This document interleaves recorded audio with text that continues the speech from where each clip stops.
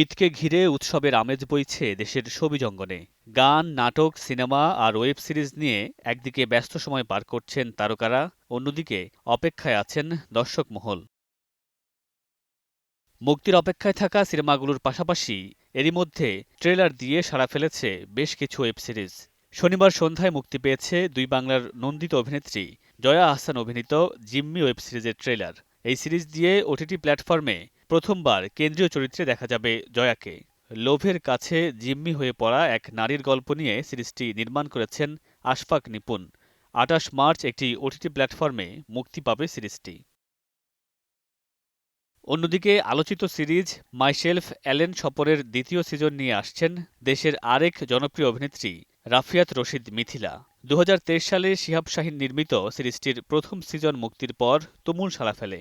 সিরিজটিতে Allen স্বপনের চরিত্রে অভিনয় করেছেন নাসির উদ্দিন খান।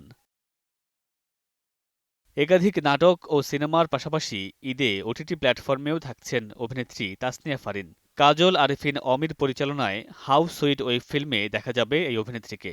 ফারিনের বিপরীতে অভিনয় করেছেন জনপ্রিয় অভিনেতা জিয়াউল ফারুক অপূর্ব।